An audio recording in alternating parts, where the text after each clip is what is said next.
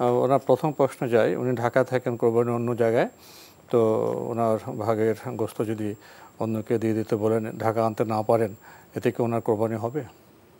কোরবানি হয়ে যাবে। আপনি যদি আপনার গোশত, কোরবানির পশুর অংশ পুরোটাই দান করে দেন, সেটাও জায়েজ রয়েছে। সেক্ষেত্রে আপনি যদি ফকির মিসকিনদেরকে দিয়ে দেন, আপনার কোরবানি হয়ে যাবে। পশু যদি আপনার পক্ষ থেকে জবাই করা হয়, তাহলে আপনার কোরবানি হয়ে যাবে। আমরা নতুন প্রশ্নে যাচ্ছি। আসসালামু আলাইকুম প্রিয় দর্শক, পরিচয় দিয়ে প্রশ্ন করুন। লাইনে আছেন? হ্যাঁ জি, আমি লাইনে আছি। জি, আপনার পরিচয় দিয়ে প্রশ্ন করুন। হ্যাঁ জি, আসসালামু আলাইকুম। ওয়ালাইকুম আসসালাম। জি, আমি গাজীপুর থেকে সাইফুল আলম বলছিলাম। জি, আমার প্রশ্ন হচ্ছে, আমার ব্যাংকে 2 লাখ মতো টাকা ডিপোজিট করা আছে, কিন্তু আমি যে মাসিক যে আমার ইনকাম, তাতে আমার মা বাবার সংসার এবং আমার সংসার চালিয়ে মাসের শেষে দেখা যাচ্ছে আরো টানাটানি লাগে। কিন্তু এখন যে টাকাটা আমার ব্যাংকে আছে, এই টাকার পরিমাণের কি আমার যা হচ্ছে কুরবানি কি দিতে হবে?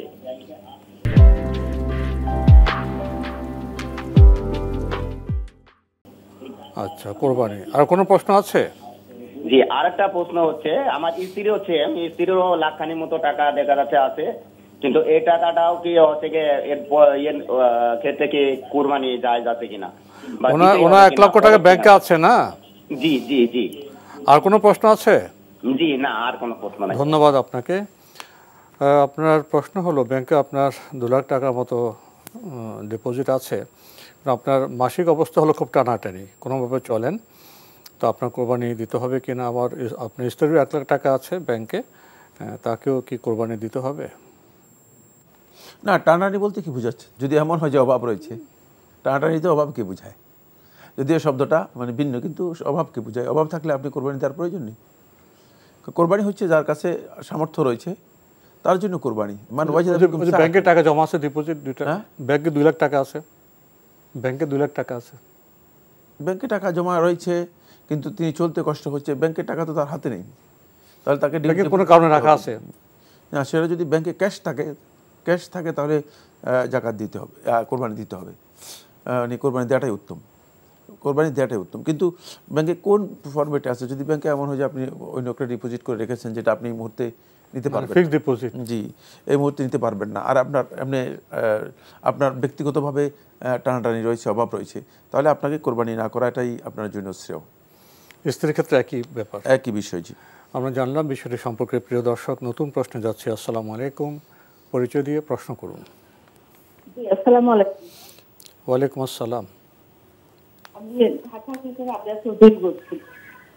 আমার দুটা প্রশ্ন। প্রথম প্রশ্ন হচ্ছে, আমার সঙ্গত কারণে আমি ঢাকায় থাকি, আমার কোরবানিটা ময়মনসিংহে দিতে হয়, এবং সেখান থেকে যদি আমি 3 ভাগের 1 ভাগ মাংস আনতে না পারি, তাহলে আমার কোরবানি কি শুদ্ধ হবে?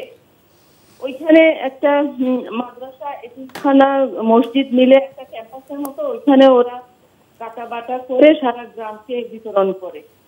তো আমাকে জিজ্ঞেস করলে আমি বললাম যে আমার ভাগটাও আমি দান করে দিলাম, সেই হিসাবে আমার কোরবানিটা সহি হবে কি না, এটা একটা প্রশ্ন। আচ্ছা, একটু আপনার প্রথমে বুঝে নিই, আপনার ভেঙে ভেঙে আসছে।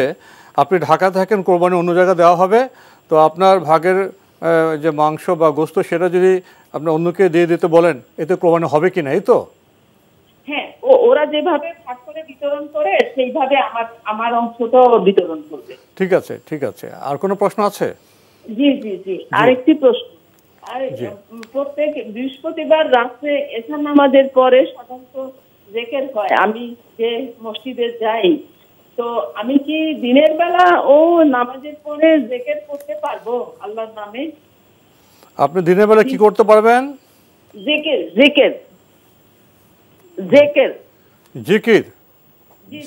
জিকির দিনে? জি, নামাজের পরে। পেয়েছেন প্রশ্ন? জিকিরের ধরন কি, সেটা একটু কি ধরনের জিকির? কি ধরনের জিকির? এই যে লা ইলাহা ইল্লাল্লাহ, লা ইলাহা ইল্লাল্লাহ। আচ্ছা, লা ইলাহা। জি, ধন্যবাদ আপনাকে। ওনার প্রথম প্রশ্ন যায়, উনি ঢাকা থাকেন, কোরবানি অন্য জায়গায়, তো ওনার ভাগের গোস্ত যদি অন্যকে দিয়ে দিতে বলেন, ঢাকা আনতে না পারেন, এতে কি ওনার কোরবানি হবে? কোরবানি হয়ে যাবে। আপনি যদি আপনার গোশত কোরবানির পশুর অংশ পুরোটাই দান করে দেন, সেটাও জায়েজ রয়েছে। সেক্ষেত্রে আপনি যদি ফকির মিসকিনদেরকে দিয়ে দেন, আপনার কোরবানি হয়ে যাবে। পশু যদি আপনার পক্ষ থেকে জবাই করা হয়, তাহলে আপনার কোরবানি হয়ে যাবে। জবাই করলে তো কোরবানি হয়ে গেল। গোশত খাওয়াটা আপনার জন্য সুন্নাহ, ব্যবস্থাপনা থেকে গোশত খাওয়া আপনার জন্য সুন্নাহ। কিন্তু যদি আপনি কোনো কারণে কোরবানির পশু গোশত না খান, অথবা আনতে না পারেন, অথবা আপনি কোরবানির পশু সবাইকে লোকদের মধ্যে বিতরণ করে দেন, তাহলেও আপনার কোরবানি হয়ে যাবে এবং আপনি সওয়াব পাবেন, যেহেতু আপনি সদকা করে দিয়েছেন। জি। আরেকটি প্রশ্ন করেছেন জিকির প্রসঙ্গে, লা ইলাহা ইল্লাল্লাহ দিনে করতে পারবেন কিনা? জিকির সর্বাবস্থায় করা যায়, শুধু দিনে নয়, দিনে রাতে দিনে রাতে সর্বাবস্থায়। ওয়াজকুরুন আল্লাহ কিয়ামান ওয়া কুউদান ওয়া আলা জুনুবিহিম ওয়া ইয়াতাফাক্কারুনা ফি খালকিস সামাওয়াতি ওয়াল আরদি রব্বানা মা খালাকতা হাযা বাতিলা। সুতরাং জিকির দাঁড়িয়ে করতে পারবেন, বসে করতে পারবেন, শুয়ে করতে পারবেন, সকালে করতে পারবেন, বিকেলে করতে পারবেন, দুপুরে করতে পারবেন, রাত্রে করতে পারবেন, শেষ রাতে করতে পারবেন। জিকির সর্বাবস্থায় করা জায়েজ, সর্বাবস্থায় করা জায়েজ। কিন্তু জিকির কি, এটা আপনাকে জানতে হবে। মানে জিকিরটা শুদ্ধ হতে হবে। জিকিরটা অবশ্যই নবী সাল্লাল্লাহু আলাইহি ওয়াসাল্লাম যে জিকির করতে বলেছেন সেটা হতে হবে। যদি সেটা না হয়, এই ধরনের জিকির বেদাতি জিকির করলে কোনো লাভ হবে না, সওয়াব লাভ করতে পারবেন না।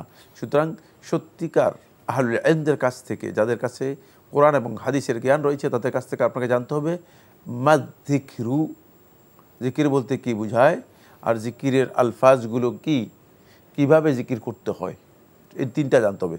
জিকির কি, জিকিরের আলফাজ শব্দগুলো কি, তারপরে কিভাবে জিকির করতে হয়।